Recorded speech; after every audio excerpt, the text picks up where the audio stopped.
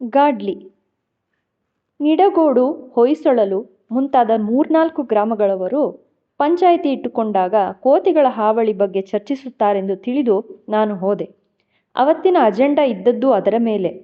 ಆದರೆ ಪಂಚಾಯಿತಿ ಆರಂಭವಾದ ಕೂಡಲೇ ಎಲ್ಲರೂ ಚರ್ಚೆ ಬಿಟ್ಟು ಸಸಿ ತೋಟದ ರೈಟರ್ ಗಾಡ್ಲಿಯನ್ನು ಬಾಯಿಗೆ ಬಂದ ಹಾಗೆ ಬೈಯುತ್ತಾ ಹೊಡೆಯಲು ಹೋದರು.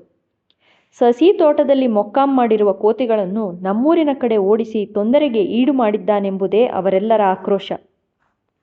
ನಾನೇನಾದರೂ ಗಾಡ್ಲಿ ಸ್ಥಾನದಲ್ಲಿ ಇದ್ದಿದ್ರೆ ನನ್ನ ತೋಟಕ್ಕೆ ತೊಂದರೆ ಕೊಡೋ ಕೋತಿಗಳನ್ನ ನಾನು ಯಾವ ಕಡೆಗಾದರೂ ಓಡಿಸ್ತೀನಿ, ಕೇಳುವುದಕ್ಕೆ ನೀವ್ಯಾರೆಂದು ಪ್ರಶ್ನಿಸುತ್ತಿದ್ದೆ. ಆದರೆ ಮೃದು ಸ್ವಭಾವದ ಗಾಡ್ಲಿ ಹಾಗೆ ಪ್ರತಿಭಟಿಸದೆ ಆ ಕೋತಿಗಳನ್ನು ಈಚೆಗೆ ಯಾರೋ ತಂದು ಬಿಟ್ಟಿದ್ದರೆಂದು ಪಂಚಾಯಿತಿಯವರು ಅದನ್ನು ಹಿಡಿಸಿ ಬೇರೆ ಎಲ್ಲಿಗಾದರೂ ಸಾಗಿಸಬೇಕೆಂದು ಸೂಚಿಸಿದ್ದ. ಕೋತಿಗಳನ್ನು ಹಿಡಿಸಿ ಬೇರೆಡೆ ಒಯ್ದು ಬಿಡುವುದು ಇಲ್ಲಿ ಆಗಿಂದಾಗಲೇ ನಡೆಯುವ ವ್ಯವಹಾರ. ಪಂಚಾಯಿತಿಯವರು ಹಣ ಮಂಜೂರು ಮಾಡಿ ಬೇಲೂರಿನಿಂದ ಮಂಗ ಹಿಡಿಯುವವರನ್ನು ಕರೆಸಿ ಮಂಗ ಹಿಡಿದು ದೂರ ಬೇರೆಲ್ಲಾದರೂ ಒಯ್ದು ಬಿಡುತ್ತಿದ್ದರು. ಕೋತಿಗಳು ಅಲ್ಲಿ ಕಾಟ ಆರಂಭಿಸುತ್ತಿದ್ದವು. ನಾನು ಅಲ್ಲಿ ತೋಟ ಮಾಡುವುದಕ್ಕಿಂತ ಮೊದಲೇ ಕೋತಿಗಳನ್ನು ಒಮ್ಮೆ ಪಂಚಾಯಿತಿಯವರೆಲ್ಲ ಸೇರಿ ಹಿಡಿಸಿ ದೂರ ಸಾಗಿಸಿದ್ದರಂತೆ. ಕೋತಿಗಳು ಹನುಮಂತನ ಅವತಾರವೆಂದು ಎಲ್ಲರೂ ಅವನ್ನು ಕೊಲ್ಲಲು ಹಂಜುತ್ತಿದ್ದರು. ಅಕಸ್ಮಾತ್ ಕೋತಿ ಏನಾದರೂ ಸತ್ತರೆ ಅದಕ್ಕೆ ಹಾಲು ತುಪ್ಪ ಬಿಟ್ಟು ತಿಥಿ ಮಾಡಿ ಊರವರೆಲ್ಲ ಸೂತಕ ಆಚರಿಸುತ್ತಿದ್ದರು. ಬಹುಶಃ ಮನುಷ್ಯರಂತೆ ಕೋತಿಗಳಿಗೂ ಕೈಕಾಲು ಮುಖಗಳಿರುವುದರಿಂದ ಮನುಷ್ಯನಿಗೆ ಅವುಗಳನ್ನು ಕೊಲ್ಲಲು ಅಂಜಿಕೆ ಇರಬೇಕು. ಆದರೆ ದಕ್ಷಿಣ ಕನ್ನಡ ಜಿಲ್ಲೆಯಲ್ಲಿ, ಕೊಡಗಿನಲ್ಲಿ ಇವುಗಳನ್ನು ತಿನ್ನುವುದರಿಂದ ಆ ಭಾಗಗಳಲ್ಲಿ ಅವುಗಳ ಹಾವಳಿ ಅಷ್ಟಿಲ್ಲವೆಂದು ಹೇಳಬಹುದು. ಕೋತಿಗಳ ಬಗ್ಗೆ ಇರುವ ಈ ಸಾರ್ವತ್ರಿಕ ಅಭಿಪ್ರಾಯದ ದೆಸೆಯಿಂದ ಕೋತಿಗಳನ್ನು ತಿನ್ನಲು ಪರವಾನಗಿ ಇರುವ ಜಾತಿಯವರಾದ ಬಿಲ್ಲವರು, ಹರಿಜನರೂ ಸಹ ತಮ್ಮ ಜಾತಿಯಲ್ಲಿ ಅದನ್ನು ತಿನ್ನುವುದು ನಿಷಿದ್ಧ ಎಂದು ಹೇಳುತ್ತಿದ್ದರು. ನಮ್ಮೂರಿನಲ್ಲಿ 1-2 ಬಿಲ್ಲವರ ಮನೆಗಳಿದ್ದವು. ಅವರನ್ನು ಕೇಳಿದಾಗ ಅವೆರಡೂ ಮನೆಯವರು ತಮ್ಮ ಮರ್ಯಾದೆ ಹೋಯ್ತೆನ್ನುವಂತೆ ಉಗ್ರವಾಗಿ ಪ್ರತಿಭಟಿಸಿ, ಯಾರೋ ಅವರ ಮನೆತನದ ಪೂರ್ವಿಕರು ಔಷಧಿಗೆಂದು ಮಂಗನ ಮಾಂಸ ತಿಂದದ್ದನ್ನೇ ದೊಡ್ಡದು ಮಾಡಿ ಈ ರೀತಿ ಅಪಪ್ರಚಾರ ಮಾಡಿದ್ದಾರೆಂದು ಈ ವಿಚಾರ ನನಗೆ ಹೇಳಿದವರಿಗೆ ಶಾಪ ಹಾಕಿದರು. ಕೋತಿಗಳಾದರೋ ಅವುಗಳ ಬಗ್ಗೆ ಇರುವ ಈ ಪೂಜ್ಯತೆಯ ಸಂಪೂರ್ಣ ಸದುಪಯೋಗ ಮಾಡಿಕೊಂಡು ನಾನಾ ಥರದ ಹಾವಳಿ ಮಾಡುತ್ತಿದ್ದವು. ಹಾವಳಿ ಮಾಡುವುದರಲ್ಲಿ ಬಹುಶಃ ಯಾವ ಪ್ರಾಣಿಯೂ ಕೋತಿಗಳನ್ನು ಸರಿಗಟ್ಟಲಾರವು.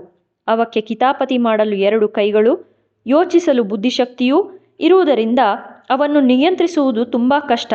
ಅವು ಲೂಟಿಗೆ ತೋಟಕ್ಕೆ ಇಳಿದಾಗ ದೂರದಲ್ಲಿ ಎತ್ತರದ ಮರವೊಂದರ ಮೇಲೆ ಒಂದು ಕೋತಿಯನ್ನು ಕಾವಲಿಗೆ ಕೂರಿಸಿ ಮಿಕ್ಕವು ಲಗ್ಗೆ ಹಾಕುತ್ತವೆ.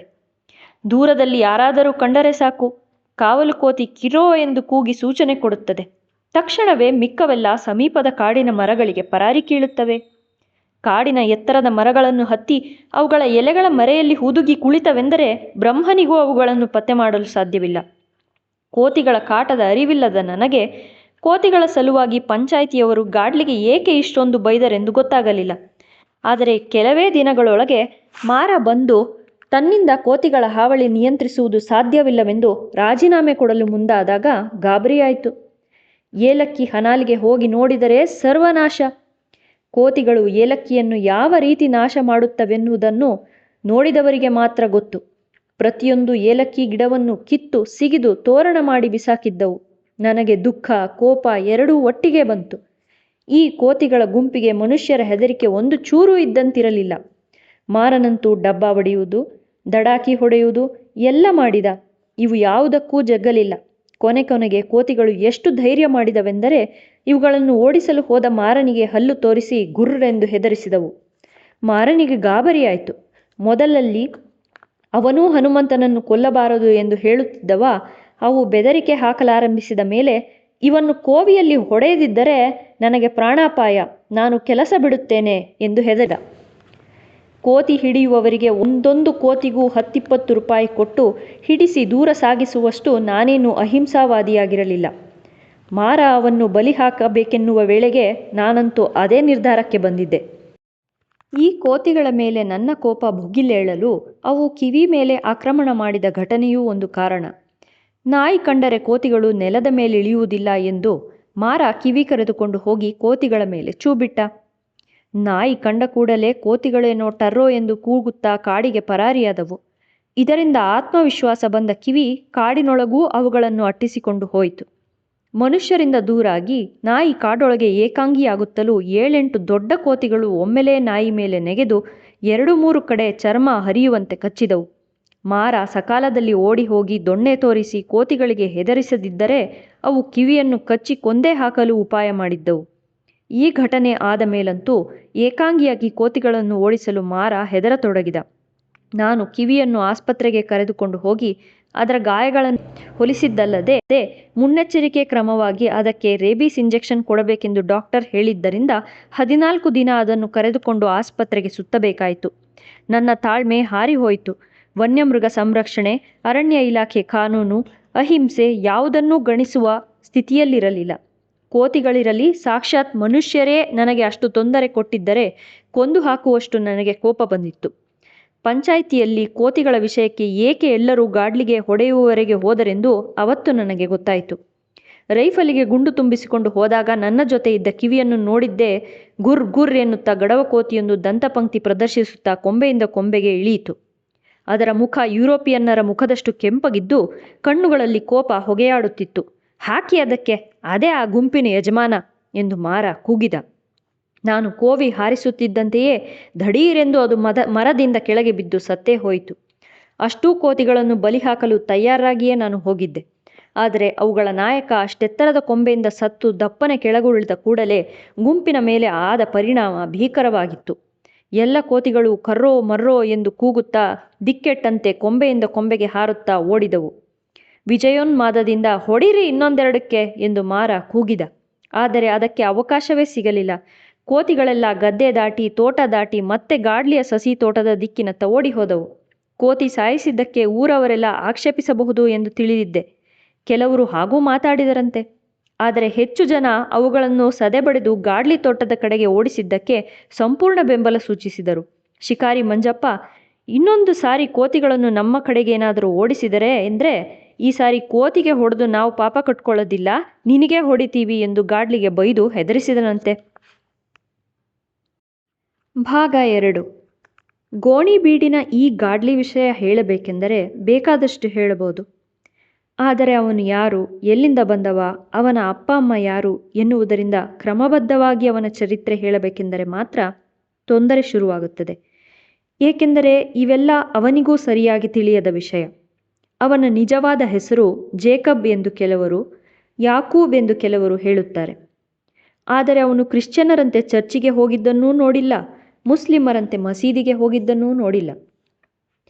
ಇಲ್ಲಿ ಅನೇಕರ ಹುಟ್ಟು ತುಂಬ ಪ್ರಶ್ನಾರ್ಹವಾದ ರೀತಿಯಲ್ಲಿ ಇರುತ್ತದೆ. ಒಬ್ಬರನ್ನು ಬಿಟ್ಟು ಇನ್ನೊಬ್ಬರನ್ನು ಆಗಾಗ್ಗೆ ಕಟ್ಟಿಕೊಳ್ಳುವ ಗಂಡಸರು, ಹೆಂಗಸರು ಇಲ್ಲಿ ಬೇಕಾದಷ್ಟು ಜನ ಇರುವುದರಿಂದ ತಾವು ಯಾರಿಗೆ ಹುಟ್ಟಿದ್ದೆವೆಂಬುದರಲ್ಲಿ ಮಕ್ಕಳಿಗೆ ತುಂಬ ಗೊಂದಲವಿರುತ್ತದೆ. ಗಾಡ್ಲಿಗೆ ಈ ಪ್ರಶ್ನೆ ಕೇಳಿದರೆ ಆ ಸಂದರ್ಭದಲ್ಲಿ ಹೇಗನಿಸುತ್ತಾ ಹಾಗೆ ಹೇಳುತ್ತಾನೆ. ಅಷ್ಟಕ್ಕೂ ಅವನು ಯಾವನಿಂದ ಯಾವಳಿಗಾದರೂ ಹುಟ್ಟಲಿ, ನಮಗೇನು? ನಾವೇನು ಅವನಿಗೆ ಹೆಣ್ಣು ಕೊಡಲು ಹೊರಟಿದ್ದೇವಾ? ಅವನ ಜಾತಕ ತಿಳಿಯುವುದರಿಂದ ಅವನು ಕೆಟ್ಟವನೂ ಆಗುವುದಿಲ್ಲ, ಒಳ್ಳೆಯವನೂ ಆಗುವುದಿಲ್ಲ. ಮೊದಲು ಬಹುಕಾಲದ ಹಿಂದೆ ಗಾಡ್ಲಿ ಕ್ಷೌರ ಮಾಡುತ್ತಿದ್ದನಂತೆ. ಕ್ಷೌರಿಕನ ಕೆಲಸಕ್ಕೆ ಮಾತ್ರ ಅವನ ಹುಟ್ಟಿನ ಇತ್ಯೋಪರಿ ಜಾತಕಗಳು ಬೇಕಾಗಬಹುದು. ಏಕೆಂದರೆ ಅದು ಮೈಕೈ ಮುಟ್ಟಿ ಮಾಡುವ ಕೆಲಸ. ಹಿಂದೂಗಳಲ್ಲಿ ಯಾವನು ಯಾರ ಮೈ ಮುಟ್ಟಬಹುದು ಮುಟ್ಟಬಾರದು ಎಂದು ಕಟ್ಟಳೆ ಇರುವುದರಿಂದ ಜನ ಅವನ ಇತ್ಯೋಪರ್ಯಗಳನ್ನು ಕೇಳಿರಬಹುದು. ಆದರೆ ಗಾಡ್ಲಿ ತನ್ನ ಕ್ಷೌರದ ಕಸುಬಿಗೆ ವಿದಾಯ ಹೇಳಬೇಕಾಗಿ ಬಂದದ್ದು ಅದಕ್ಕಲ್ಲ. ನಮ್ಮೂರಲ್ಲಿ ಹಜಾಮರ ಹಣೆ ಬರಹ ಹೇಳಿದರೆ ಆ ಕೆಲಸ ಯಾರಿಗೂ ಬೇಡ ಎನ್ನಿಸುತ್ತೆ. ವರ್ಷಕ್ಕೆ ಒಂದೇ ಒಂದು ಸಾರಿ ಬಂಡವಾಳ ಕೈಗೆ ಸಿಗುವ ಗ್ರಾಮ ಅರ್ಥವ್ಯವಸ್ಥೆಯಲ್ಲಿ ವಾರಕ್ಕೆ ಒಂದು ಸಾರಿ ಶೇವಿಂಗು, ತಿಂಗಳಿಗೆ ಒಂದು ಸಾರಿ ಹೇರ್ ಕಟ್ಟು ಮಾಡಿ ಹಣ ತೆಗೆದುಕೊಳ್ಳಬೇಕಾದ ಕ್ಷೌರಿಕನ ಪರಿಸ್ಥಿತಿ ಗಂಡಾಂತರಕಾರಿಯಾದುದು. ಕುಯಿಲು ಮುಗಿದ ಸಮಯದಲ್ಲಲ್ಲದೆ ಮತ್ತೆ ಯಾವ ಸಮಯದಲ್ಲೂ ಯಾವನ ಬಳಿಯೂ ಒಂದು ದಮ್ಮಡಿ ಇರುವುದಿಲ್ಲ. ಹಾಗಾಗಿ ಅವರೆಲ್ಲ ಹಜಾಮನಿಗೆ ಒಂದಿಷ್ಟು ಪಲ್ಲ ಭತ್ತ ಎಂದು ಮಾತಾಡಿ ಹೋಗುತ್ತಾ ಬರುತ್ತಾ ಪುರುಸುತ್ತಾದಾಗಲೆಲ್ಲ ಅವರು ಅವರ ಮನೆ ಮಂದಿ ಬುರುಡೆ ಹೆರೆಸಿಕೊಳ್ಳುತ್ತಾರೆ.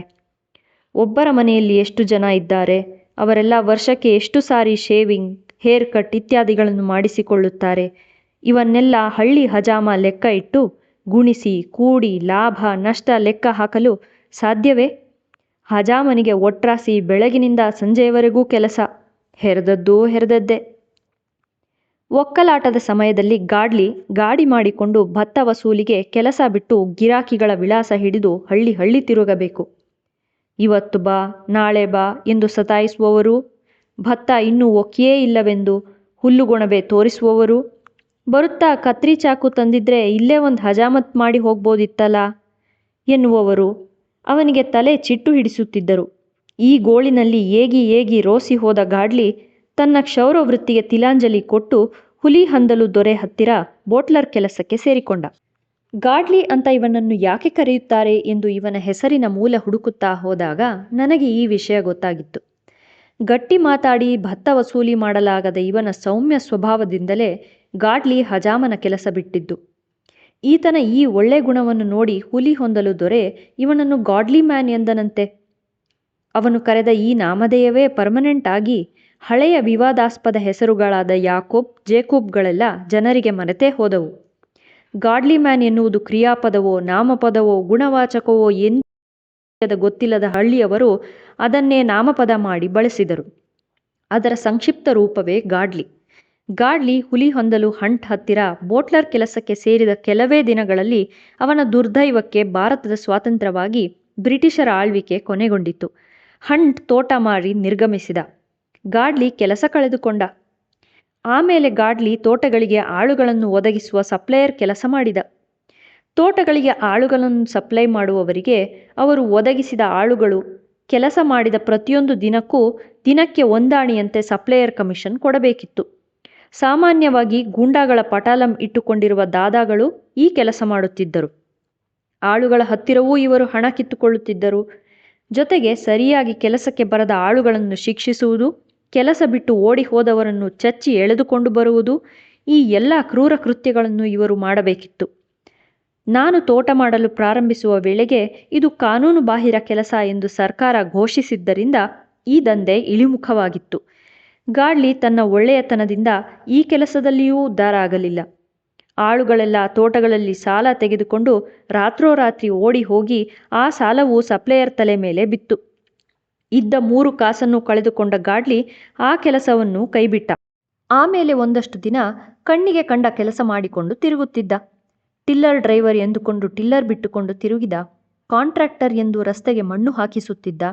ಇಟ್ಟಿಗೆ ಬಿಡುವವರನ್ನು ಕರೆತಂದು ಇಟ್ಟಿಗೆ ಗೂಡು ಸುಡಿಸುತ್ತಿದ್ದ. ತೋಟಗಳಿಗೆ ಸಗಣಿ ಗೊಬ್ಬರ ಸಪ್ಲೈ ಮಾಡುತ್ತಿದ್ದ. ಈ ಎಲ್ಲ ಕೆಲಸಗಳಲ್ಲೂ ಗಾಡ್ಲಿ ಕಾಲ ಕಳೆದನೇ ಹೊರತು ಹಣ ಮಾಡಲಿಲ್ಲ. ಜೀವನದಲ್ಲಿ ಮುಂದೆ ಬರಲು ಬೇಕಾದ ಚಾಲಾಕು, ಮಾತುಗಾರಿಕೆ, ಕುಯುಕ್ತಿಗಳು ಆತನಲ್ಲಿ ಇಲ್ಲದುದೇ ಇದಕ್ಕೆ ಕಾರಣ. ಭಾಗ 3. ಗಾಡ್ಲಿ ರೈಟರ್ ಕೆಲಸ ಮಾಡುತ್ತಿದ್ದ ಸಸಿ ತೋಟದ ಯಜಮಾನರ ಹೆಸರು ಶರಾವ್ ಎಂದು. ಅವರ ಮಕ್ಕಳು ಬೊಂಬಾಯಿಯಲ್ಲಿ ಕೆಲಸ ಮಾಡುತ್ತಿದ್ದರಿಂದ ಶರಾವ್ ತೋಟದಲ್ಲಿ ಇರುತ್ತಿದ್ದೇ ಬಹಳ ಕಡಿಮೆ. ಸರಿಯಾಗಿ ಗಮನ ಕೊಡದೆ ತೋಟ ಹಾಳು ಬಿದ್ದಂತೆ ಇರುತ್ತಿತ್ತು. ಮರಗಳನ್ನು ಸರಿಯಾಗಿ ಕಸಿ ಮಾಡದೆ ಬೇಕಾಬಿಟ್ಟಿ ಬೆಳೆಯಲು ಬಿಟ್ಟಿದ್ದರಿಂದ ಬಿಸಿಲು ತಾಗದಷ್ಟು ದಟ್ಟವಾಗಿ ಮರಗಳು ಬೆಳೆದು ಅಲ್ಲಿಂದ ಮಂಗಗಳನ್ನು ಓಡಿಸುವುದು ಅಸಾಧ್ಯವಾಗಿತ್ತು. ಶರಾವ್ ತಮ್ಮ ತೋಟಕ್ಕೆ ಹಣ ಖರ್ಚು ಮಾಡುತ್ತಿರಲಿಲ್ಲ. ಅವರು ರೈಟರ್ ಗಾಡ್ಲಿಗೆ ಸರಿಯಾಗಿ ಬೈದರೆ ಸಾಕು, ತೋಟ ಅಭಿವೃದ್ಧಿಯಾಗುತ್ತದೆ ಎಂದು ತಿಳಿದಂತಿತ್ತು. ತಿಂಗಳಿಗೆ ಒಂದಾವರ್ತಿ ಬಂದು ತೋಟ ಹಾಳು ಮಾಡಿದ್ದೀಯಾ ಎಂದು ಗಾಡ್ಲಿಗೆ ಚೆನ್ನಾಗಿ ಉಗಿದು ಹೋಗುತ್ತಿದ್ದರು. ಮಂಗಗಳು ಹೋಗಿ ಸೇರಿಕೊಂಡ ಮೇಲಂತೂ ಈ ಉಗಿತ ಜೋರಾಯಿತು. ಗಾಡ್ಲಿ ಮಂಗನ ಕಾಟ ತಪ್ಪಿಸಲು ತನ್ನ ಕೈಲಾದುದನ್ನೆಲ್ಲ ಮಾಡಿದ. ಅವನು ತೋಟದಲ್ಲಿ ಹರಿಯುತ್ತಿದ್ದ ಚಿಕ್ಕ ಹಳ್ಳಕ್ಕೆ ಅಡ್ಡಗಟ್ಟೆ ಕಟ್ಟಿ ಅದರ ಧಾರೆ ತಿರುಗುವ ಚಕ್ರದ ಮೇಲೆ ಬೀಳುವಂತೆ ಮಾಡಿ ಅದು ತಿರುಗಿದಂತೆಲ್ಲ ಒಂದು ಕೋಲು ಡಮಡಮ ಡಬ್ಬ ಬಡಿಯುವಂತೆ ಮಾಡಿದ್ದ. ಆದರೆ ನಿರಂತರವಾಗಿ ಬರುವ ಅದರ ಸದ್ದು ಕೊನೆಗೆ ಮಂಗಗಳಿಗೆ ಜೋಗುಳದಂತೆ ಅಭ್ಯಾಸವಾಗಿ ಅದನ್ನು ಅವು ಗಣನೆಗೇ ತೆಗೆದುಕೊಳ್ಳುತ್ತಿರಲಿಲ್ಲ. ಮಂಗನ ಕಾಟ ತಪ್ಪಿಸಲು ಅವನು ಮಾಡಿದ ಅತ್ಯಂತ ತಮಾಷೆಯ ಪ್ರಯೋಗ ಏನೆಂದರೆ, ಶರಾಬಿನ ಮಡಕೆಯನ್ನು 4-6 ದೊಣ್ಣೆಗಳನ್ನು ತೋಟದಲ್ಲಿ ಇಟ್ಟಿದ್ದು. ಈ ಅದ್ಭುತ ಚಿಂತನೆಯನ್ನು ಅವನ ತಲೆಗೆ ಯಾರು ಹಾಕಿದರೋ ಗೊತ್ತಿಲ್ಲ. ಕೋತಿಗಳು ಶರಾಬು ಕುಡಿದು ತಲೆಗೇರಿ ದೊಣ್ಣೆ ತೆಗೆದುಕೊಂಡು ಹೊಡೆದಾಡಿಕೊಳ್ಳುತ್ತವೆ ಎಂಬುದು ಅವನ ಯೋಚನೆ. ಅವನ ಈ ವಿಧಾನವನ್ನು ನಾನು 4-6 ಜನ ಊರಿನವರ ಬಳಿ ಹೇಳಿ ವಿನೋದ ಮಾಡಿದಾಗ ಅವರು ಅದಕ್ಕೆ ನಗದೆ ಇದು ಚಾಲ್ತಿಯಲ್ಲಿ ಇರುವ ವಿಧಾನವೇ ಎಂದು ಹೇಳಿದರು. ಅವರು ಅದನ್ನು ಗಂಭೀರವಾಗಿ ಪರಿಗಣಿಸಿದ್ದನ್ನು ನೋಡಿ ನನಗೂ ಕುತೂಹಲವಾಗಿ ಗಾಡ್ಲಿಯನ್ನು ಈ ಪ್ರಯೋಗ ಫಲಪ್ರದವಾಯಿತೆ ಎಂದು 4-6 ಬಾರಿ ಕೇಳಿದೆ. ಒಮ್ಮೆ ಕೇಳಿದಾಗ ಯಾರೋ ಇವನು ಇಟ್ಟ ಶರಾಬನ್ನು ಅರ್ಧಕ್ಕರ್ಧ ಕುಡಿದು ನೀರು ತುಂಬಿಸಿ ಇಟ್ಟಿದ್ದರೆಂದೂ ಕೋತಿಗಳಿಗೆ ಆ ಕಲಬೆರಿಕೆ ಶರಾಬು ಇಷ್ಟವಾಗಲಿಲ್ಲವೆಂದು ಹೇಳಿದ. ಇನ್ನೊಮ್ಮೆ ಕೇಳಿದಾಗ ಶರಾಬಿನ ಮಡಕೆ ಒಡೆದು ಹೋಗಿತ್ತೆಂದೂ ಇವನಿಟ್ಟ ದೊಣ್ಣೆಗಳು ಇದ್ದಲ್ಲೇ ಇದ್ದುದರಿಂದ ಕೋತಿಗಳು ದೊಣ್ಣೆ ತೆಗೆದುಕೊಂಡು ಹೊಡೆದಾಡದೆ ಹಾಗೇ ಜಗಳ ಆಡಿಕೊಂಡು ಮಡಕೆ ಒಡೆದು ಹಾಕಿರಬಹುದೆಂದು ಹೇಳಿದ. ಒಮ್ಮೆ ಗಾಡ್ಲಿ ನನ್ನಲ್ಲಿಗೆ ಬಂದ. ಶರಾಬು ಮಡಿಕೆ ಪ್ರಯೋಗ ಫಲಕಾರಿಯಾಗಿರಲಿಲ್ಲ. ಕೋತಿಗಳು ತಮ್ಮ ತಲೆ ಒಡೆದುಕೊಳ್ಳುವುದನ್ನು ಬಿಟ್ಟು ಅವನ ಮಡಿಕೆ ಒಡೆಯಲು ಶುರು ಮಾಡಿದ್ದವು. ಅವನ ಯಜಮಾನರು ಬಂದು ಕೋತಿ ಕಾಟ ನಿಲ್ಲಿಸದಿದ್ದರೆ ಕೆಲಸದಿಂದ ತೆಗೆಯುತ್ತೇನೆಂದು ಹೇಳಿದರಂತೆ. ಚಿಂತೆಯಿಂದ ಗಾಡ್ಲಿ ನನಗೆ ಬಂದೂಕಿನಿಂದ ಕೋತಿ ಹೊಡೆದು ಕೊಡುತ್ತೀರಾ ಎಂದು ಕೇಳಿದ. ನಾನ್ಯಾಕೆ ಬಂದು ಹೊಡೆದು ಕೊಡಬೇಕು? ನಿನಗೆ ಕೋವಿ ಹೊಡೆಯೋಕೆ ಬರೋದಿಲ್ವೇನು ಎಂದು ಕೇಳಿದೆ. ಕೋವಿ ಹೊಡೆಯಲು ಬರುತ್ತೆ, ಆದರೆ ನಾನು ಮಂಗ ಹೊಡೆಯೋದಿಲ್ಲ ಸರ್. ಯಾಕೆ ಹೊಡೆಯೋದಿಲ್ಲ? ಮಂಗ ದೇವರಲ್ಲವೇ? ಇಲ್ಲಿವರೆಗೆ ಹೊಡೆದಿಲ್ಲ ಸರ್, ಈಗ ಹೇಗೆ ಹೊಡೆಯಲಿ? ಇಲ್ಲಿವರೆಗೆ ಹೊಡೆದಿಲ್ದಿದ್ರೆ ಏನಂತೆ, ಈಗ ಹೊಡಿ. ಏನೋ ನನ್ನ ನಂಬಿಕೆ ಸರ್. ನನಗೆ ಯಾಕೆ ಸರ್ ಆ ಮಂಗನ ಕೊಂದು ಪಾಪ? ನಾಳೆ ನನಗೇನಾದರೂ ಹೆಚ್ಚು ಕಮ್ಮಿ ಆದರೆ? ಸರಿ ಗಾಡ್ಲಿ, ಮಂಗ ದೇವರು ಅಂತ ನೀನು ಅಷ್ಟೊಂದು ನಂಬಿಕೆ ಇದ್ದರೆ ನೀನು ನನಗೂ ಮಂಗನನ್ನು ಹೊಡಿಬೇಡ ಅಂತ ಹೇಳಬೇಕೇ ಹೊರತು ನೀವು ಬಂದು ಹೊಡೀರಿ ಅಂತ ಹೇಗೆ ಹೇಳ್ತೀಯಾ? ಅದನ್ನು ಕೊಂದು ನಾಳೆ ನನಗೆ ಹೆಚ್ಚು ಕಮ್ಮಿ ಆದರೆ ಎಂದು ಪ್ರಶ್ನಿಸಿದೆ. ಗಾಡ್ಲಿಗೆ ನನ್ನ ವಾದ ಅರ್ಥ ಆಗಿರಬೇಕು. ಅದು ಸರಿ ಅನ್ನಿ, ನಾನ್ಯಾಕೆ ಮಂಗನ ಕೊಂದ ಪಾಪ ನಿಮ್ಮ ತಲೆಗೆ ಕಟ್ಟಬೇಕು ಎಂದು ನನ್ನ ವಾದವನ್ನು ಅನುಮೋದಿಸಿದ. ನಾನು ಅವನ ತೋಟಕ್ಕೆ ಹೋಗಿ ಮಂಗನನ್ನು ಓಡಿಸಲು ಒಪ್ಪದಿದ್ದಕ್ಕೆ ಮುಖ್ಯ ಕಾರಣ, ಅಲ್ಲಿಂದ ಅವೇನಾದರೂ ಓಡಿದರೆ ಬರುತ್ತಿದ್ದುದು ನಮ್ಮ ಕಡೆಗೇನೆ. ಮೊನ್ನೆ ಪಂಚಾಯಿತಿಯಲ್ಲಿ ಎಲ್ಲರ ಆಕ್ರೋಶ ನೋಡಿದ್ದ ನಾನು ಮತ್ತೊಮ್ಮೆ ಪಂಚಾಯಿತಿ ಏರ್ಪಾಡು ಮಾಡಲು ತಯಾರಿರಲಿಲ್ಲ. ಗಾಡ್ಲಿ ಬೇಲೂರಿಗೆ ಮಂಗ ಹಿಡಿಯುವವರನ್ನು ಹುಡುಕಿಕೊಂಡು ಹೋದ. ಆದರೆ ಮಂಗ ಹಿಡಿಯಲು ಅವರು ಒಂದೊಂದು ಮಂಗಕ್ಕೆ 25 ರೂಪಾಯಿ ಕೇಳಿದ್ದರಿಂದ ಅಷ್ಟು ಕೊಡಲು ಸಾಧ್ಯವಿಲ್ಲದೆ ಗಾಡ್ಲಿ ಕಂಗಾಲು ಬಿದ್ದ. ಕೊನೆಗೆ ಮಂಗನನ್ನು ಹಿಡಿಯಲು ಅವರ ಬಳಿ ಕಾಡಿ ಬೇಡಿ ಮಂಗನ ಬೋನನ್ನು ಬಾಡಿಗೆಗೆ ತೆಗೆದುಕೊಂಡು ಬಸ್ಸಿನ ಮೇಲೆ ಹಾಕಿಕೊಂಡು ಬಂದ. ಭಾಗ 4. ಗಾಡ್ಲಿಯ ಮಂಗ ಹಿಡಿಯುವ ಯೋಜನೆಗಳು ತಮಾಷೆಯಾಗಿರುತ್ತಿದ್ದವೇ ಹೊರತು ಪ್ರಯೋಜನಕಾರಿಯಾಗಿರಲಿಲ್ಲ. ಆದ್ದರಿಂದ ಅವನು ಬೋನನ್ನು ಪೊಡೆಯನ ಒಂಟೆತ್ತಿನ ಗಾಡಿಯ ಮೇಲೆ ಬಸ್ ನಿಲ್ದಾಣದಿಂದ ತೋಟಕ್ಕೆ ಸಾಗಿಸುತ್ತಿದ್ದಾಗ ನೋಡಿದನೇ ಹೊರತು ಅದು ಫಲಕಾರಿಯಾಯಿತೇ ಎಂದು ನಾನು ವಿಚಾರಿಸಲು ಹೋಗಲೇ ಇಲ್ಲ. ಸರ್ಕಸ್ ಕಂಪನಿಗಳು ಊರಿಂದೂರಿಗೆ ಹುಲಿ ಸಿಂಹಗಳನ್ನು ಸಾಗಿಸಲು ಉಪಯೋಗಿಸುತ್ತಿದ್ದ ಪಂಜರವನ್ನೇ ಮಂಗನನ್ನು ಹಿಡಿಯುವ ಬೋನನ್ನಾಗಿ ಪರಿವರ್ತಿಸಲಾಗಿತ್ತು. ಆ ಬೋನಿಗೆ 2 ಕೋಣೆಗಳಿದ್ದವು. 2 ಕೋಣೆಗಳಿಗೂ ಮೇಲೆತ್ತಬಹುದಾದ ಬಾಗಿಲುಗಳಿದ್ದವು. ಹೊರ ಬಾಗಿಲನ್ನು ಮೇಲೆತ್ತಿ ಕೀಲು ಎಳೆದರೆ ಬಾಗಿಲು ಮೇಲೇ ನಿಲ್ಲುತ್ತಿತ್ತು. ಬೋನಿನ ಒಳಗೆ ಇದ್ದ ಅಡ್ಡ ಸಲಾಕೆಗಳಿಗೂ ಕೀಲಿಗೂ ತಂತಿ ಕಟ್ಟುತ್ತಿದ್ದರು. ಕೋತಿಗಳು ಅಡ್ಡ ಸಲಾಕೆಗಳಲ್ಲಿ ಯಾವುದಾದರೂ ಒಂದನ್ನು ಅಲುಗಿಸಿದರೆ ಸಾಕು, ಕೀಲು ಹಿಂದಕ್ಕೆ ಸರಿದು ಬಾಗಿಲು ದಡಾರನೆ ಬಿದ್ದು ಕೀಲು ಬೀಗ ಹಾಕಿದಂತೆ ಬಾಗಿಲನ್ನು ಹಿಡಿದು ಬಿಡುತ್ತಿತ್ತು. ಕೋತಿಗಳು ಒಳಗಿನಿಂದ ಕೈ ಹಾಕಿ ಸಡಿಲಿಸಲಾಗಲಿ ಬಾಗಿಲನ್ನು ಪುನಃ ಮೇಲೆತ್ತಲಾಗಲಿ ಸಾಧ್ಯವೇ ಇರಲಿಲ್ಲ. ಹೊರಗಿನಿಂದ ಮಾತ್ರ ಬಾಗಿಲನ್ನು ಪುನಃ ಮೇಲೆತ್ತಬಹುದಿತ್ತು. ಕೋತಿಗಳು ಒಳಗೆ ಸಿಕ್ಕಿಕೊಂಡ ಮೇಲೆ 2ನೇ ಕೋಣೆಯ ಬಾಗಿಲನ್ನು ಮೇಲೆತ್ತಿ ಸಿಕ್ಕಿಕೊಂಡ ಕೋತಿಯನ್ನು ಅದರೊಳಗೆ ಕಳಿಸಿ ಬಾಗಿಲು ಭದ್ರಪಡಿಸಿದ ನಂತರ ಮತ್ತೆ ಹೊರಬಾಗಿಲನ್ನು ಮೇಲೆತ್ತಿ ಕೀಲು ಸಿಕ್ಕಿಸಿ ಇನ್ನೊಂದು ಕೋತಿಯನ್ನು ಹಿಡಿಯಲು ಸಿದ್ಧಪಡಿಸಬಹುದಿತ್ತು. ಅನೇಕ ಕೋತಿಗಳನ್ನು ಒಂದೊಂದಾಗಿ ಹಿಡಿದು ಅನಂತರ ಎಲ್ಲವನ್ನೂ ಒಟ್ಟಿಗೆ ಬೋನು ಸಮೇತ ಸಾಗಿಸಬಹುದಿತ್ತು. ಆದರೆ ದೊಡ್ಡದಾಗಿ ಕಾರಾಗೃಹದಂತೆ ಕಾಣುತ್ತಿದ್ದ ಈ ಬೋನಿನೊಳಗೆ ಕುಶಾಗ್ರ ಬುದ್ಧಿಯ ಕೋತಿಗಳು ಹೋಗಿ ಸಿಕ್ಕಿಕೊಳ್ಳುವುದು ತುಂಬ ಅಸಂಭವ ಎನ್ನಿಸಿತ್ತು. ಅಕಸ್ಮಾತ್ 1-2 ಸಿಕ್ಕಿಬಿದ್ದರೂ ಅದರಿಂದ ಹೆದರಿ ಮಿಕ್ಕ ಕೋತಿಗಳು ಯಾವೂ ಹತ್ತಿರ ಸುಳಿಯಲಾರವು ಎಂದುಕೊಂಡೆ. ಕೆಲವು ದಿನಗಳ ಅನಂತರ ದನ ಕಾಯುವ ರಾಮ 1-2 ಮಂಗಗಳನ್ನು ಗಾಡ್ಲಿ ಬೋನಿನಲ್ಲಿ ಹಿಡಿದಿದ್ದಾನೆ ಎಂದು ಹೇಳಿದ. ಗಾಡ್ಲಿ ನನಗೆ ಮಾತನಾಡಲು ಸಿಗಲಿಲ್ಲ. ನಾನು ಅವನ ತೋಟಕ್ಕೆ ಹೋಗಿ ಹೇಗೆ ಹಿಡಿದೆನೆಂದು ನೋಡಬೇಕೆಂದುಕೊಂಡರೂ ಕೆಲಸಗಳ ಮಧ್ಯೆ ಹೋಗಲಾಗಲಿಲ್ಲ. ಇನ್ನೊಂದೆರಡು ದಿನ ಕಳೆದ ಮೇಲೆ ರಾಮನೇ, ಗಾಡ್ಲಿ ತುಂಬ ಮಂಗಗಳನ್ನು ಹಿಡಿದಿದ್ದಾನೆ, ಅವನ ಬೋನೆಲ್ಲ ಮಂಗಗಳಿಂದ ತುಂಬಿ ಹೋಗಿದೆ ಎಂದು ಹೇಳಿದ. ನನಗೆ ಕುತೂಹಲ ಹೆಚ್ಚಾಯಿತು. ತೋಟಕ್ಕೆ ಹೋಗಿ ಗಾಡ್ಲಿಯನ್ನು ವಿಚಾರಿಸಿದರೆ ಗಾಡ್ಲಿ ಬೆಳಗಿನ ಜಾವ ಪೊಡೆಯನ ಗಾಡಿಯಲ್ಲಿ ಬೋನನ್ನು ಹಾಕಿಕೊಂಡು ಕಾಡಿಗೆ ಮಂಗಗಳನ್ನು ಬಿಟ್ಟು ಬರಲು ಹೋದ ಎಂದು ಆಳು ಹೇಳಿದ. ಆಮೇಲೆ ಕೆಲವು ದಿನ ಗಾಡ್ಲಿ ನನಗೆ ಕಾಣಲಿಲ್ಲ. ಆದರೆ ಅವನ ವಿಷಯ ಇಬ್ಬರು ಊರವರು ಮಾತಾಡಿಕೊಂಡು ಬರುತ್ತಿದ್ದರು. ಗಾಡ್ಲಿ ಕೋತಿಗಳನ್ನು ಕಾಡಿಗೆ ಬಿಡಲು ಒಯ್ದಾಗ ಬೋನಿನಿಂದ ಹೊರಬಂದ ಕೋತಿಗಳು ಗಾಡ್ಲಿಯನ್ನೇ ಬೋನಿಗೆ ತಳ್ಳಿ ಕೀಲು ಜಡಿದವಂತೆ. ಗಾಡ್ಲಿ ಬೋನಿನೊಳಗೆ 2 ದಿನ ಉಪವಾಸ ಬಿದ್ದು ಕಾಡಿನ ಪಕ್ಕದ ಹಳ್ಳಿಯವರು ಅವನನ್ನು ನೋಡಿ ಬಿಡಿಸಿದಾಗ ನೀರಡಿಕೆಯಿಂದ ಅರೆಜೀವ ಆಗಿದ್ದನಂತೆ ಎಂದು ನನಗೆ ಹೇಳಿದರು. ನಾನು ಈ ಕಾಡಿಗೆ ತೋಟ ಮಾಡಲು ಬಂದ ಮೇಲೆ ಎಂತೆಂಥವೋ ಊಹಿಸಲಾಸಾಧ್ಯವಾದ ಚಿತ್ರ ವಿಚಿತ್ರಗಳನ್ನೆಲ್ಲ ನೋಡಿದ್ದೇನೆ. ಆದರೆ ಗಾಡ್ಲಿಯನ್ನು ಕೋತಿಗಳೇ ಬೋನಿಗೆ ಹಾಕಿ ಕೂಡಿದವು ಎನ್ನುವುದನ್ನು ಮಾತ್ರ ನನಗೆ ನಂಬಲಾಗಲಿಲ್ಲ. ನನ್ನ ಅಪನಂಬಿಕೆಯನ್ನು ನೋಡಿ ನಿಮಗೆ ನಮ್ಮ ಮಾತಿನಲ್ಲಿ ನಂಬಿಕೆ ಇಲ್ಲದಿದ್ದರೆ ಗಾಡ್ಲಿಯನ್ನೇ ಕೇಳಿ ನೋಡಿ ಎಂದು ಹೇಳಿ ಅವರಿಬ್ಬರೂ ಹೋದರು.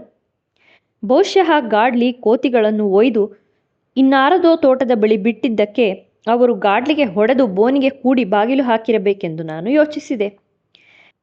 ಗಾಡ್ಲಿ ವಿಷಯದಲ್ಲಿ ಹಳ್ಳಿಯವರು ತಪ್ಪು ಕಲ್ಪನೆಯನ್ನು ಲಂಗು ಲಗಾಮಿಲ್ಲದೆ ಹರಿಬಿಟ್ಟು ಒಂದಕ್ಕೆರಡು ಮಾಡಿ ಮಾತನಾಡುತ್ತಿದ್ದುದು ಸರ್ವೇ ಸಾಧಾರಣವಾಗಿತ್ತು.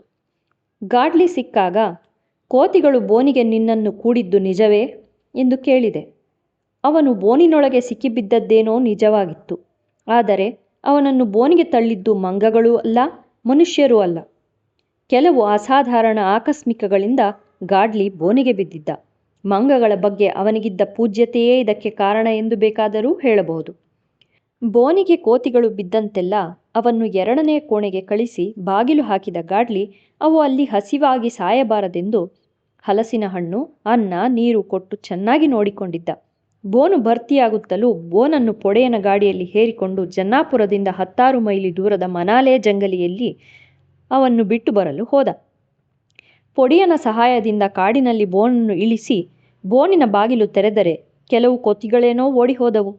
ಆದರೆ ಅನೇಕ ದಿನಗಳಿಂದ ಹೊತ್ತಿಗೆ ಸರಿಯಾಗಿ ಪುಷ್ಕಳ ಭೋಜನ ತಿಂದ ಬಹುಪಾಲು ಕೋತಿಗಳು ಬೋನಿನೊಳಗೆ ಇರಲು ನಿರ್ಧರಿಸಿ ಹೊರ ಹೋಗಲು ಪ್ರತಿಭಟಿಸತೊಡಗಿದವು. ಪೊಡೆಯನೂ ಗಾಡ್ಲಿಯೂ ದೊಣ್ಣೆ ತೆಗೆದುಕೊಂಡು ಹೆದರಿಸಿ ತಿವಿದು ಹಲವನ್ನು ಹೊರಗೆ ಕಳುಹಿಸುವುದರಲ್ಲಿ ಯಶಸ್ವಿಯಾದರೂ ಮಿಕ್ಕ ಬೋನೊಳಗಿರುವವನ್ನು ಹೊರಗೆ ಕಳುಹಿಸಲು ಬಾಗಿಲು ಎತ್ತಿದ ಕೂಡಲೇ ಅಲ್ಲೇ ಮರದ ಮೇಲೆ ಹೊಂಚು ಹಾಕಿ ಕುಳಿತಿದ್ದ ಕೋತಿಗಳು ಓಡಿ ಬಂದು ಒಳ ಸೇರಿಬಿಡುತ್ತಿದ್ದವು. ಒಡೆಯನಿಗೇನೂ ಕೋತಿಗಳ ಮೇಲೆ ಭಕ್ತಿ ಇರಲಿಲ್ಲ. ಅವನ್ನು ಹೆದರಿಸಲು ದೊಣ್ಣೆಯಲ್ಲಿ ಕೋತಿಗಳಿಗೆ ತಿವಿದಾಗ ಒಂದು ಕೋತಿಗೆ ಕೈ ಮುರಿಯಿತು. ಗಾಡ್ಲಿಗೆ ಕೋಪ ಬಂದು ಪೊಡೆಯನಿಗೆ ಬೈದು ಸ್ವಲ್ಪ ಹೊತ್ತು ಕಾಯೋಣ, ಬೋನಿನೊಳಗೆ ಅವು ಉಪವಾಸ ಬಿದ್ದರೆ ಅನಂತರ ಆಹಾರ ಹುಡುಕಿಕೊಂಡು ತಾನಾಗಿಯೇ ಹೊರ ಹೋಗುತ್ತವೆ ಎಂದು ಹೇಳಿದ. ಪೊಡೆಯನಿಗೆ ಈ ಕೋತಿಗಳ ಕಾಟದಿಂದ ರೇಗಿತ್ತು. ಕೋತಿಗಳಿಗೆ ಉಪವಾಸ ಕೆಡವಲು ಕಾಯುತ್ತಾ ಕುಳಿತರೆ ತಾವೂ ಉಪವಾಸ ಬೀಳಬೇಕಾಗುತ್ತದೆ ಎಂಬುದನ್ನು ಮನಗಂಡ ಅವನು ಗಾಡ್ಲಿಗೆ ನೀನು ಬೋನು ಖಾಲಿಯಾಗುತ್ತಲೂ ಬಂದು ಹೇಳು, ಗಾಡಿ ತರುತ್ತೇನೆ, ನನಗೆ ಕಾಯಲು ಸಾಧ್ಯವಿಲ್ಲ ಎಂದು ಹೇಳಿ ವಾಪಸ್ ಬಂದ. ಕತ್ತಲಾಗುವುದರೊಳಗೆ ಎಲ್ಲ ಕೋತಿಗಳು ಒಂದೊಂದಾಗಿ ಜಾಗ ಖಾಲಿ ಮಾಡಿದರೂ ಒಂದು ಸಾಧಾರಣ ಗಾತ್ರದ ಕೋತಿ ಮಾತ್ರ ಗಾಡ್ಲಿ ದಿನ ಒದಗಿಸುತ್ತಿದ್ದ ಊಟ ನಿರೀಕ್ಷಿಸಿ ಬೋನಿನೊಳಗೆ ಕುಳಿತೇ ಇತ್ತು. ಹಸಿವು ನೀರಡಿಕೆಗಳಿಂದ ತಾಳ್ಮೆ ಕಳೆದುಕೊಂಡಿದ್ದ ಗಾಡ್ಲಿ ರೇಗಿ ಬೋನಿನೊಳಗೆ ನುಗ್ಗಿ ಮೂಲೆಯೊಳಗೆ ಹುದುಗಿಕೊಂಡು ಹಲ್ಲು ಕಿರಿಯುತ್ತಾ ಹೆದರಿಸುತ್ತಿದ್ದ ಕೋತಿಯ ಬಾಲ ಹಿಡಿದೆಳೆದು ಬೋನಿನ ಬಾಗಿಲಾಚೆ ದೂಡಿದ. ಅಲ್ಲಿಯವರೆಗೂ ತುಂಬ ಎಚ್ಚರದಿಂದಿದ್ದ ಗಾಡ್ಲಿ ಕೋತಿಯ ಪರಚಾಟ ಗಡಿಬಿಡಿಯಲ್ಲಿ ಬೋನಿನ ನಡುವೆ ಇದ್ದ ಅಡ್ಡ ಸಲಾಕೆಗಳನ್ನು ಅಲ್ಲಾಡಿಸಿದ. ಕೋತಿಯೇನೋ ಹೊರ ಹೋಯಿತು. ಆದರೆ ಬೋನಿನ ಬಾಗಿಲು ಧಡಾರನೆ ಬಿದ್ದು ಹೊರಗಿನಿಂದ ಬೀಗ ಜಡಿದಂತೆ ಕೀಲು ಸಿಕ್ಕಿಕೊಂಡಿತು. ಬಾಗಿಲನ್ನು ಹೇಗಾದರೂ ಎತ್ತಲು ಗಾಡ್ಲಿ ಎಷ್ಟು ಪ್ರಯತ್ನಿಸಿದರೂ ಬೋನಿನ ಒಳಗಿಂದ ಅದು ಸಾಧ್ಯವಾಗಲೇ ಇಲ್ಲ. ಕೋತಿಗಳು ಮತ್ತೆ ತೋಟಗಳಿಗೆ ಹಿಂದಿರುಗದಂತೆ ಅವುಗಳನ್ನು ಬಿಡಬೇಕೆಂದು ಬೋನನ್ನು ನಡುಗಾಡಿಗೆ ತಂದಿದ್ದರು. ಬೋನಿನೊಳಗೆ ಸಿಕ್ಕಿಬಿದ್ದ ಗಾಡ್ಲಿಯ ಕೂಗನ್ನು ಕೇಳಲು ಅಲ್ಲಿ ಯಾರೂ ಇರಲಿಲ್ಲ. 4 ಮನೆಗಳ ಮನಾಲೆ ಹಳ್ಳಿ ಇದ್ದದ್ದು ಅಲ್ಲಿಂದ 2 ಮೈಲಿ ದೂರದಲ್ಲಿ. 2 ದಿನ ಹಸಿವೆ ನೀರಡಿಕೆಗಳಿಂದ ಕಂಗೆಟ್ಟ ಗಾಡ್ಲಿಯನ್ನು ಸೌದೆ ಆಯಲು ಬಂದ 2 ಹೆಂಗಸರು ನೋಡಿದಾಗ ಗಾಡ್ಲಿ ಕೂಗಲು ಸಹ ತ್ರಾಣವಿಲ್ಲದೆ ಪಿಳಿಪಿಳಿ ಕಣ್ಣು ಬಿಡುತ್ತಿದ್ದನಂತೆ. ಬೋನಿನೊಳಗಿದ್ದ ಈ ಮಾನವನನ್ನು ನೋಡಿ ಹೆದರಿ ಬಿಳಿಚಿಕೊಂಡ ಹೆಂಗಸರು ಸೌದೆ ಹೊರೆ ಬಿಸಾಕಿ ಊರಿಗೆ ಓಟ ಕಿತ್ತರು. ಇವರು ಮುಟ್ಟಿಸಿದ ಸುದ್ದಿಯಿಂದ ಮನಾಲೆ ಊರಿನ ಗಂಡಸರು ಬಂದು ಗಾಡ್ಲಿಯನ್ನು ಬೋನಿನಿಂದ ಹೊರಗೆ ಬಿಡುವಾಗ ಗಾಡ್ಲಿ ನೀರಿಗಾಗಿ ಬಾಯಿ ಬಿಡುತ್ತಿದ್ದನಂತೆ. ಗಾಡ್ಲಿ ನನ್ನೆದುರು ಪೊಡೆಯನಿಗೆ ಬಾಯಿಗೆ ಬಂದ ಹಾಗೆ ಬೈದು ಕಾಡಿನಲ್ಲಿ ತನ್ನನ್ನು ಕಷ್ಟಕ್ಕೆ ಸಿಕ್ಕಿಸಿದ, ಅವನೂ ಇದ್ದಿದ್ದರೆ ಹೀಗೆಲ್ಲ ಆಗುತ್ತಿರಲಿಲ್ಲ ಎಂದು ಹೇಳಿದ. ಆದರೆ ಪೊಡೆಯನಿಗೆ ಇವನು ಬೋನಿನೊಳಗೆ ಸಿಕ್ಕಿ ಬೀಳಬಹುದೆಂಬ ಕಲ್ಪನೆಯೂ ಇಲ್ಲದಿದ್ದರಿಂದ ಇವನು 2 ದಿನವಾದ ಹಿಂದಿರುಗದಿದ್ದು ಚಿಂತೆ ಅನುಮಾನಗಳನ್ನುಂಟು ಮಾಡಲಿಲ್ಲ. ಪೊಡೆಯನ ಹತ್ತಿರ ಮಾತನಾಡಿದಾಗ 4 ಹೆಜ್ಜೆ ನಡೆದರೆ ಬೇಕಾದಷ್ಟು ಮನೆಗಳಿವೆ. ಅನ್ನ ನೀರು ಇಲ್ಲದೆ ಸಾಯುವ ಸಂದರ್ಭ ಉಂಟು ಇವನಿಗೆ ಅಂತ ನಾನು ಯಾಕೆ ಅನುಮಾನ ಮಾಡಲಿ ಹೇಳಿ ಎಂದು ನನ್ನನ್ನೇ ಪ್ರಶ್ನಿಸಿದ.